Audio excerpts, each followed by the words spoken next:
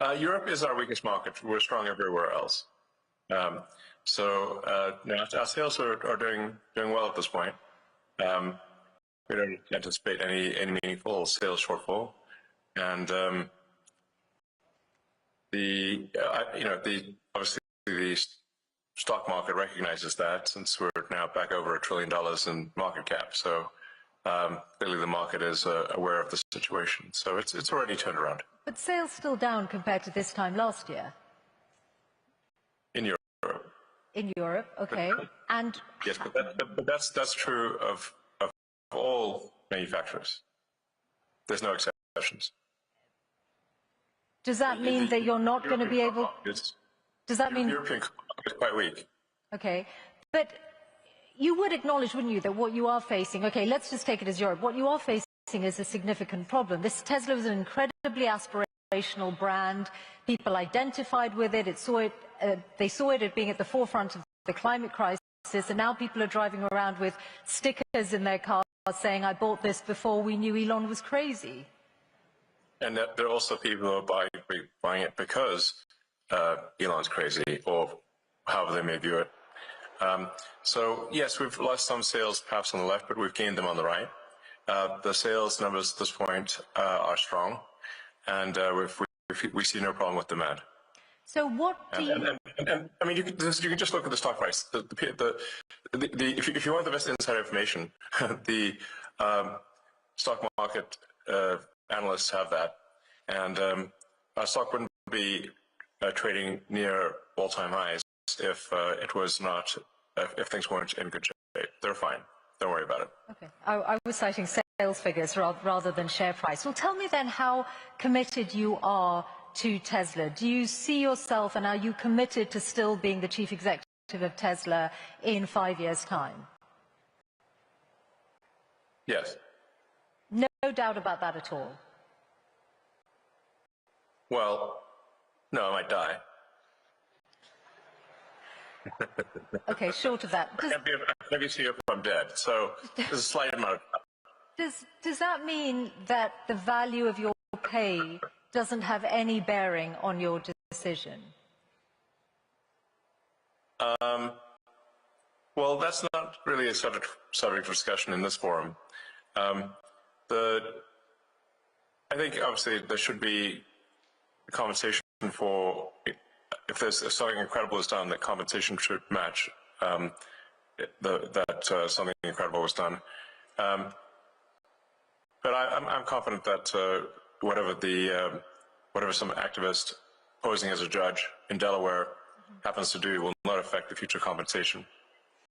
This is the judge who twice struck down the $56 billion pay package that was awarded to you. I think the value on the current value of stock options. Yeah. Not a judge. The activist who is cosplaying a judge in a Halloween costume. Okay, that's your characterization. I think yes. On the current value of stock options, I think the actual justice according to the law. On the current value of stock options, I think the value of that pay package stands at about $100 billion. Are you saying you are relaxed about the value of your future pay package? Your decision to be committed to Tesla for the next 5 years, as long as you are still with us on this planet, is completely independent of pay? No. It's not independent. So pay is a relevant factor then to your commitment to Tesla? It's sufficient voting control such that I cannot be ousted by activist investors is what matters to me. And I've said this publicly many times. But let's not have this whole thing be a discussion of my alleged pay. It's not a money thing. It's a reasonable control thing over the future of the company, especially if we're building millions, potentially billions of humanoid robots. I can't be sitting there and wanting to get tossed out by, for political reasons, by activists. That would be unacceptable. That's all that matters. Now let's move on. Okay. Well, just one question. Let's move on. Well, one question before we move on to other companies, which is that I wonder if some of what has happened to Tesla in the last few months, did you take it personally? Yes. And did it make you regret any of, or think twice about your political endeavors?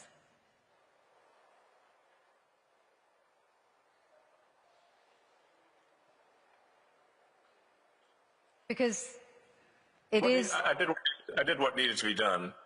The violent antibody reaction, and I'm not someone who's ever committed violence, and yet massive violence was committed against my companies. Massive violence was threatened against me. Who are these people? Why would they do that? How wrong can they be? They're on the wrong side of history, and that's an evil thing to do. To go and damage some poor innocent person's car, to threaten to kill me. What's wrong with these people? I've not harmed anyone. So something needs to be done about them, and a number of them are going to prison, and they deserve it. And more will. You're referring to the attacks on Tesla showrooms, but I think... Yeah. Firing bullets into showrooms and burning down cars is unacceptable. Yeah. Those people will go to prison, and the people that funded them and organized them will also go to prison. Don't worry. But wouldn't you... We're coming for you. Wouldn't you...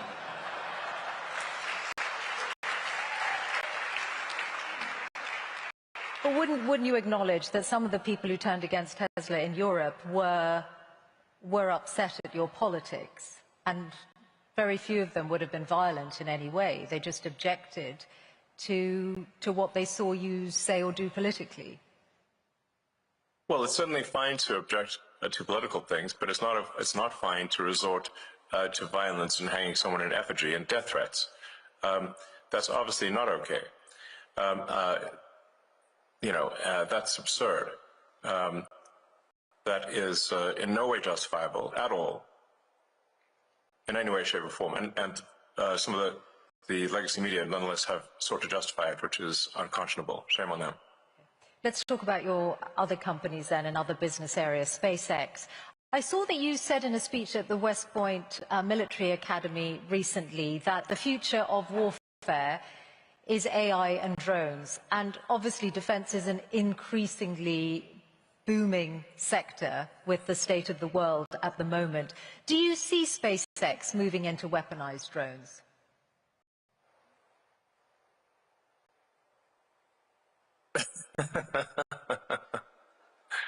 You certainly ask interesting questions that are impossible to answer. SpaceX is it's the space launch leader. So SpaceX doesn't do drones. SpaceX builds rockets, satellites, and internet terminals. SpaceX has a very dominant position in space launch. So of the mass launch to orbit this year, SpaceX will probably do 90%.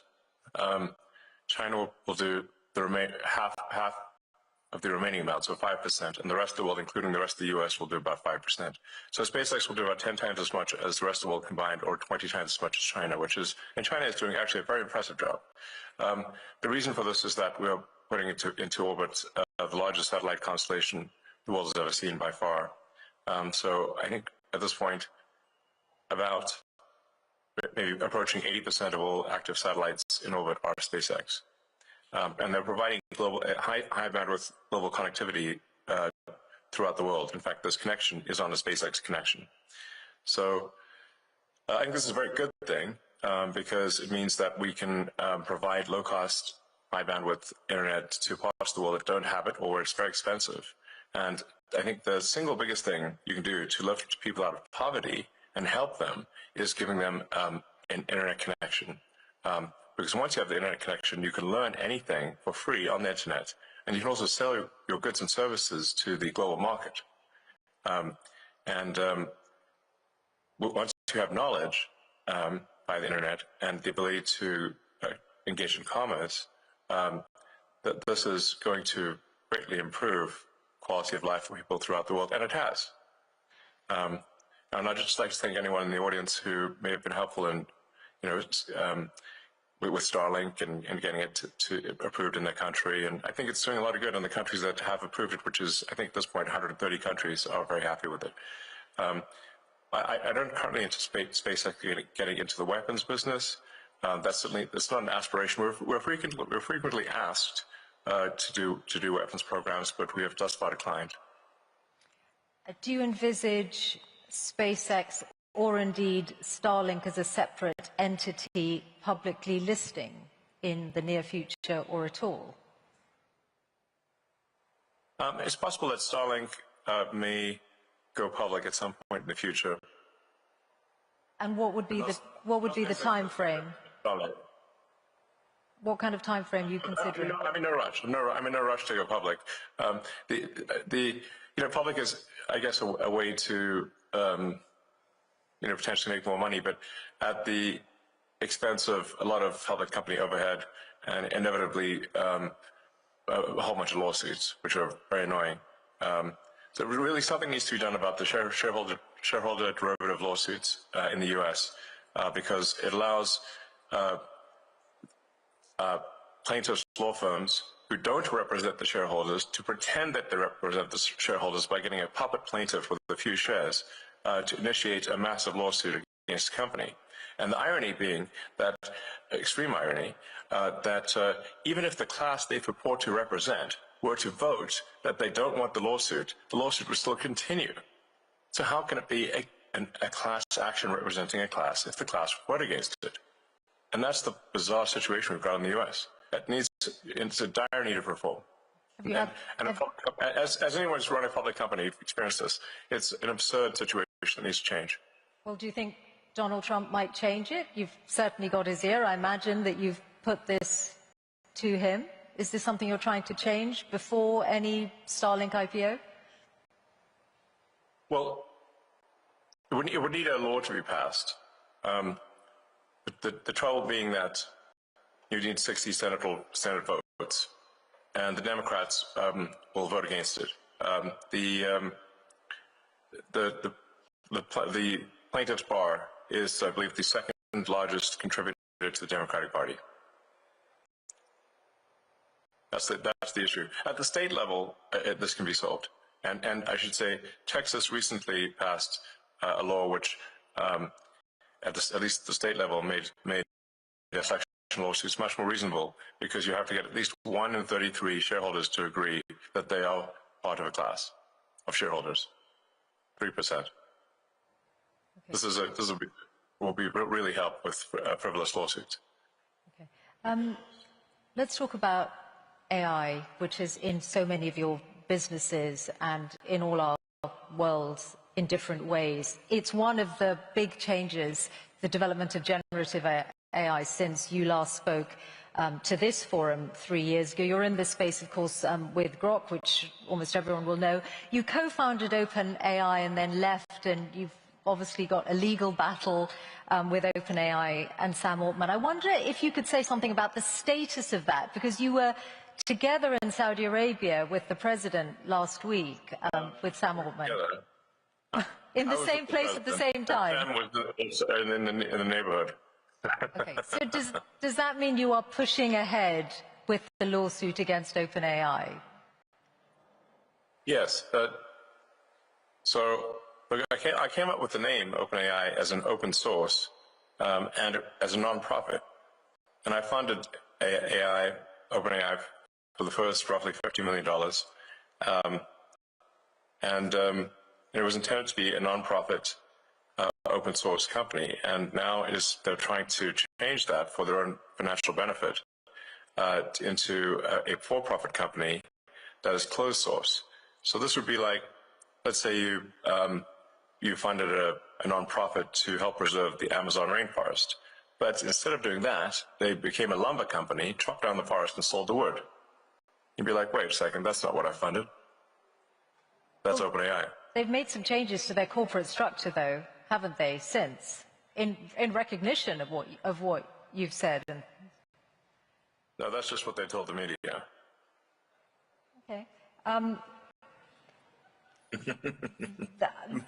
They have partly walked back their plan to restructure the business. I guess that's made no difference to how you feel about it. So you're determined to see them in court? Of course. Okay. Well, that's certainly going to be one to watch. I also wanted to ask you about AI and regulation, because when you were here last talking to John Micklethwaite, you had some pretty strong words about the risk that AI poses, and you said that you really felt what the US was missing was a federal AI regulator, that something along the lines of the Food and Drug Administration or the Federal Aviation Administration. Now, you're clearly now in a zone where you're more on the cutting regulation side than wanting new regulators. So has your view changed on the need for an AI regulator? Well, it's not that I don't think there should be regulators. You can think of regulators like referees on the field in sports. There should be some number of referees, but you shouldn't have so many referees that you can't kick the ball without hitting one. In most perhaps fields in the U.S., the regulatory burden has grown over time to the point where it's like having more referees than players on the field. And this is a natural consequence of an extended period of prosperity. It's very important to appreciate this. This has happened throughout history. When you have an extended period of prosperity with no existential war, there's no cleansing function for unnecessary laws and regulations. So what happens is that every year more laws and more regulations are passed because legislators are going to legislate, regulators are going to regulate. And you'll get the steady pile of more and more laws and regulations over time until everything is illegal. And let me give you an example of a truly absurd situation. Under the Biden administration, SpaceX was sued for not hiring asylum seekers in the U.S. Now, the problem is it's actually illegal for SpaceX under ITAR, International Traffic in Arms Regulations, to hire anyone who is not a permanent resident of the United States, because the premise being that they will take advanced rocket technology and return to their home country if they're not a permanent resident. So we're simultaneously in a situation where it is illegal to hire asylum seekers and is also illegal to hire asylum seekers. And the Biden's Department of Justice chose to prosecute us despite both paths being illegal. Damned if you do, damned if you don't. But my question was specifically about a regulator for AI, which you said 3 years ago was needed, and you said we need to be proactive on the regulation of AI rather than reactive. Have you changed your mind on that? No, of course not. No, of course not. What I'm saying is that there should be some referees on the field, a few referees, but you shouldn't have a field jam-packed with referees such that you could not kick a ball in any direction without hitting one. So the fields that have been around for a long time, such as automotive, so aerospace, the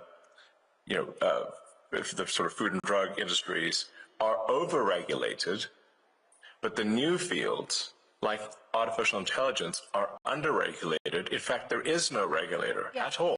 So there should be. So Do you still think that? Yes, I'm simply saying, which I think is just basic common sense, that you want to have at least you want to have a few referees in the field. You don't want to have an army of referees, but you want to have a few referees on any given field, in any given sport, or even any given arena, industrial arena, to ensure that public safety is taken care of. But you don't want to have so there's a proper number of referees. Like I said, it's actually very easy to visualize this when compared to sports. If the whole field is packed with referees, that would look absurd. But if there were no referees at all, your game's not going to be as good. Okay, so let's then talk about your new world, your role advising government. You are in this unique and unprecedented position of having billions of dollars worth of contracts with the federal government yourself, mostly through SpaceX, and also now an insider's knowledge of it because of DOGE. Can you see that there is a conflict of interest or a potential conflict of interest in broad terms just through that very fact? I don't think so, actually. There have been many advisors throughout history in the U.S. government and others who have had economic interests, and I am simply an advisor. I don't have formal power, and that's it. The president can choose to accept my advice or not, and that's how it goes. If there's a single contract that any of my companies have received that people think is somehow not was awarded improperly, it would immediately be front-page news, to say the least. And if I didn't mention it, certainly my competitors would. So if you're not seeing that, then clearly there's not a conflict of interest. There's another way, though, to look at it, that, for example, you have many competitors, whether it's companies like Boeing or companies who would like to do more of the kind of work you do for NASA, Blue Origin, Rocket Lab, and because DOGE is in every federal government department, you or people who work for DOGE, and you are the driving force behind it, have an insight into those companies' affairs and those companies' relationships with the federal government. No, all we do is we review the organization to see if the organization has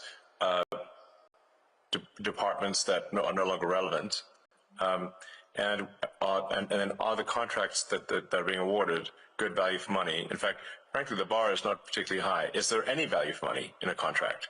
And if there isn't, then we make recommendations to the secretary. The secretary can then choose to take those actions or not take those actions, and that's it. And then any action that is as a function of DOGE is posted to the DOGE website and to the doge.gov or at DOGE handle on the X platform.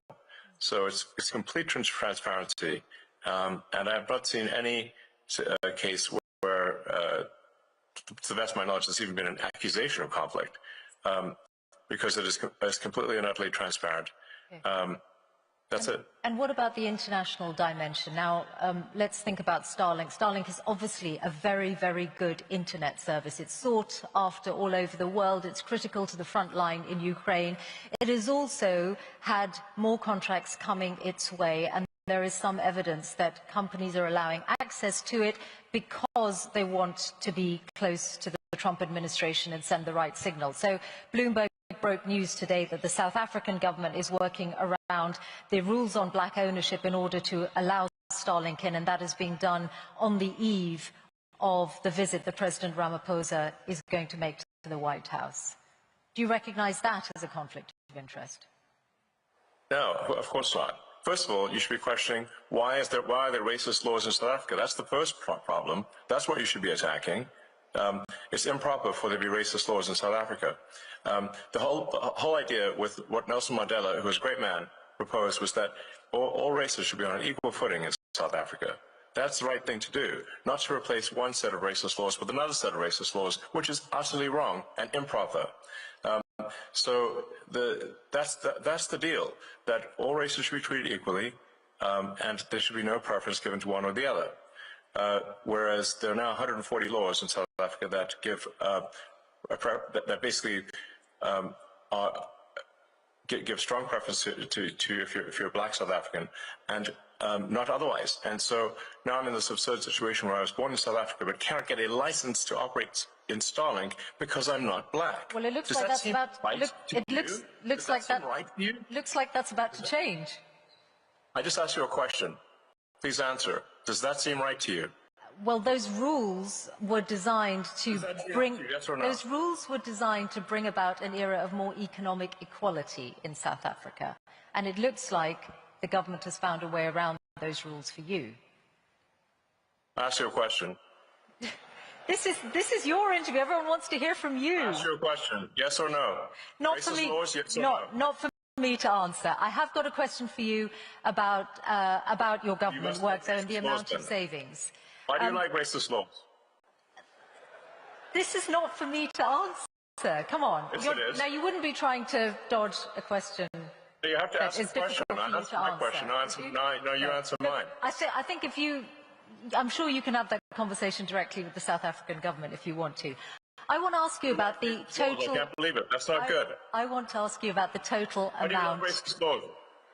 I want to ask you about the total amount that you're planning to save through DOGE's work. Before the election, you said it was going to be at least $2 trillion.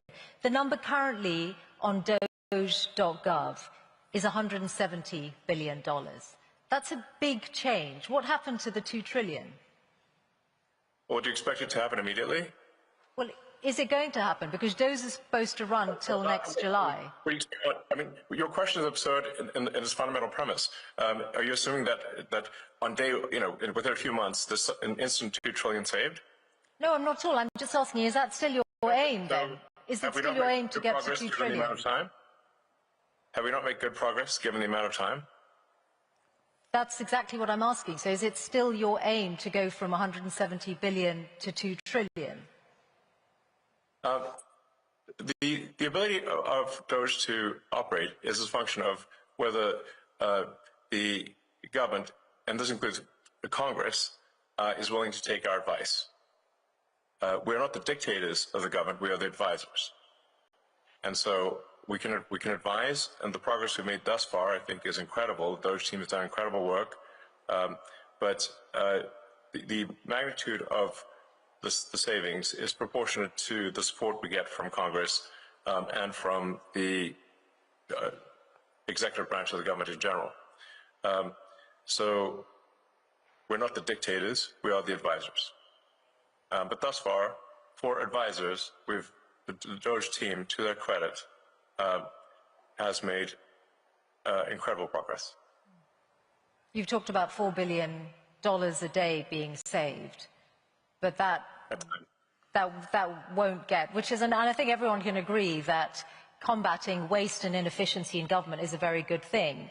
But if you add that up, it's not going to get to 2 trillion over the lifetime of DOGE.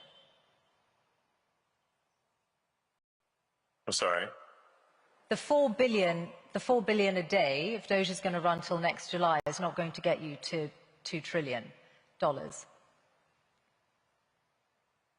But you still say it's your aim, so we'll take that as read.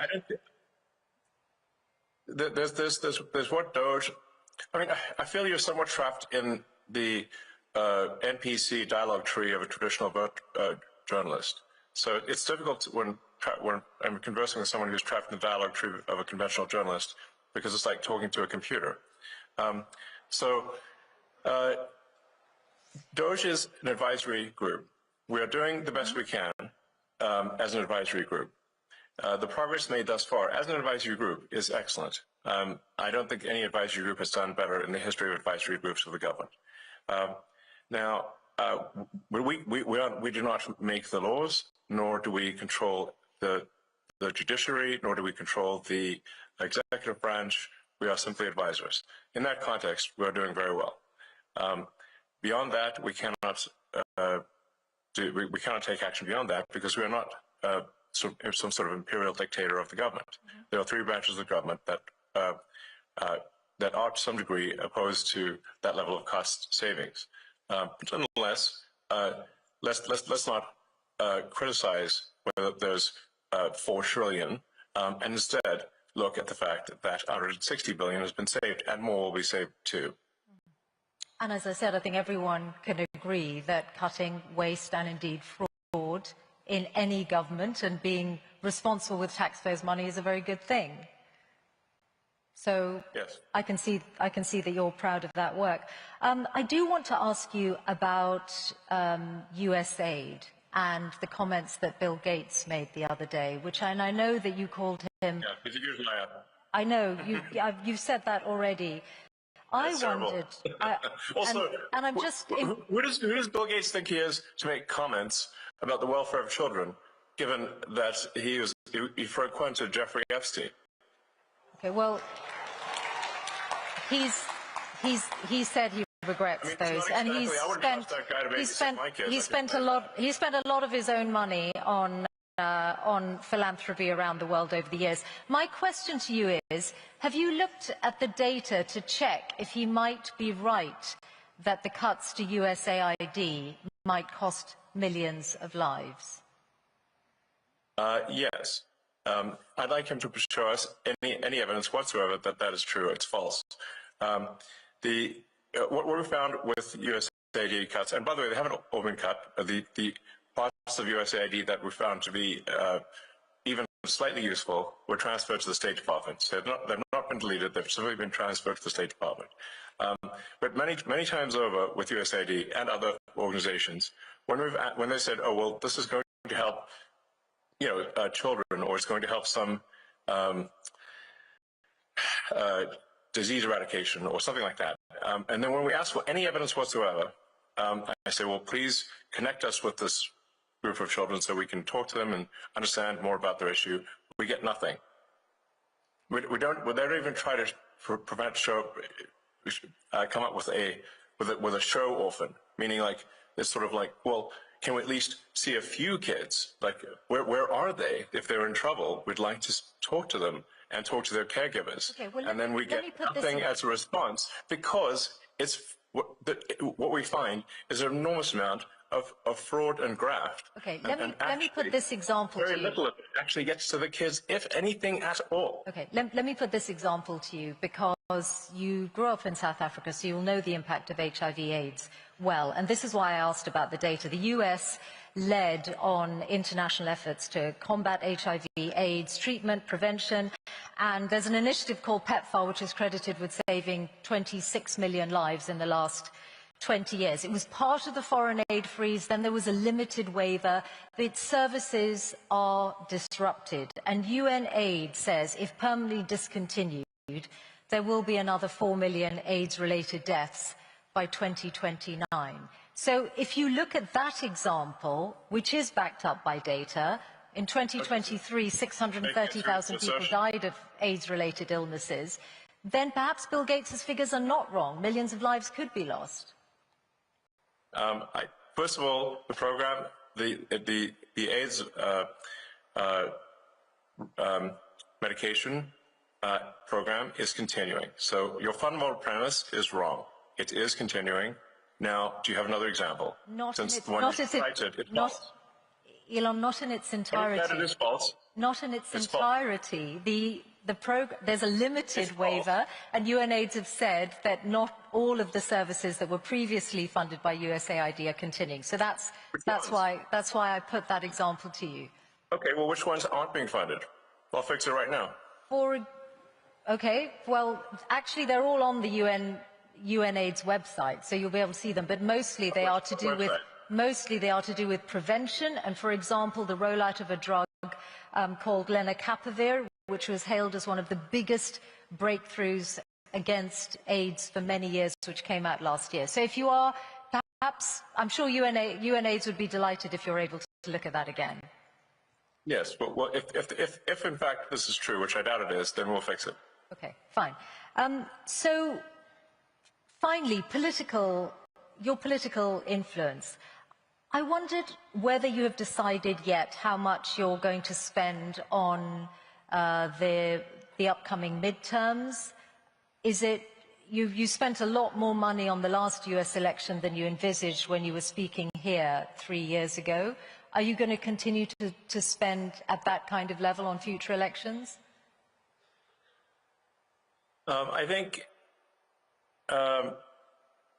in terms of political spending, I'm going to do a lot less in the future. And why is that?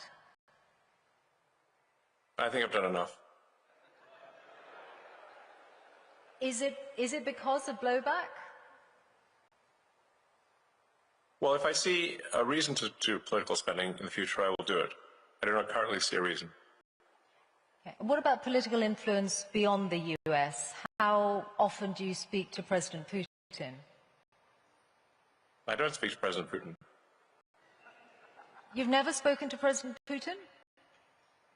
I was on a video call with him once about 5 years ago. Okay. That's the only. Why would you think I speak to President Putin?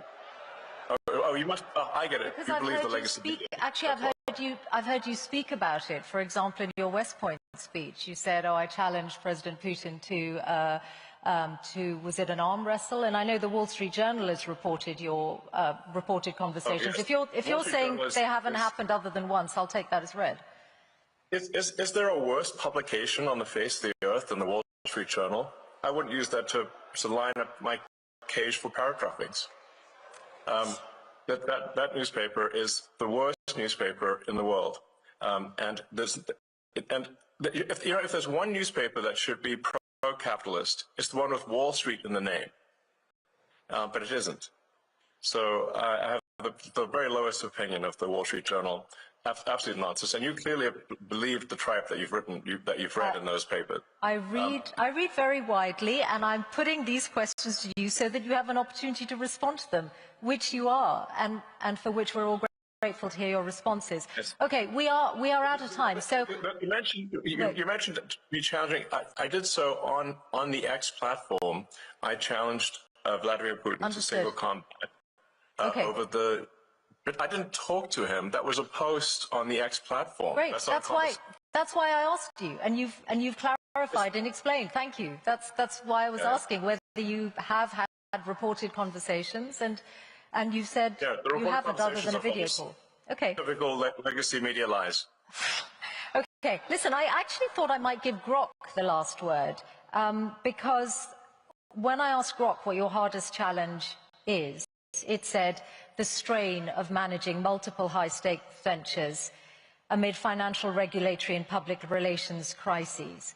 And I wondered whether you recognize that characterization and whether you do think that this is a pivotal year in your life. Well, every year has been somewhat pivotal, and this one's no different.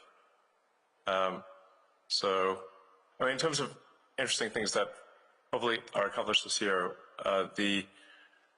getting Starship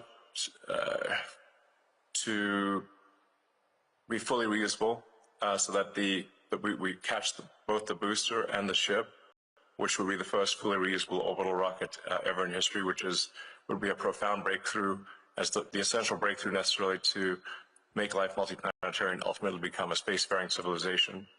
We've got Neuralink, which is now helped 5 patients restore capability using the telepathy implant, where they're able to control a computer simply by thinking.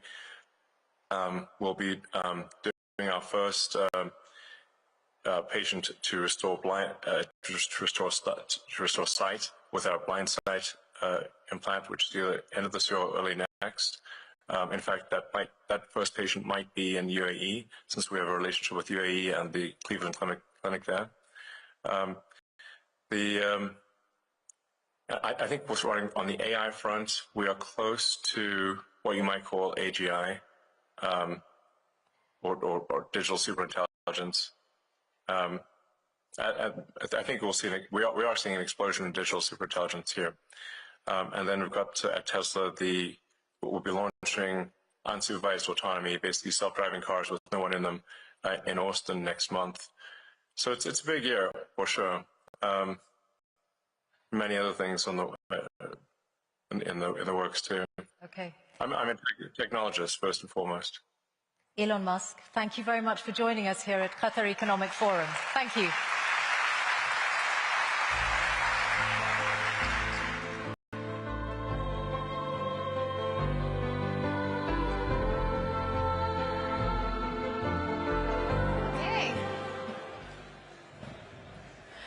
I'm not sure how I'm going to top that, everybody. Michelle, thank you so much for leading that conversation with Elon Musk. Everybody, we have now come to the end of today's sessions. It has been an insightful and engaging day filled with wide-ranging discussions and debates over the global economy, investments, innovation, and the future of growth.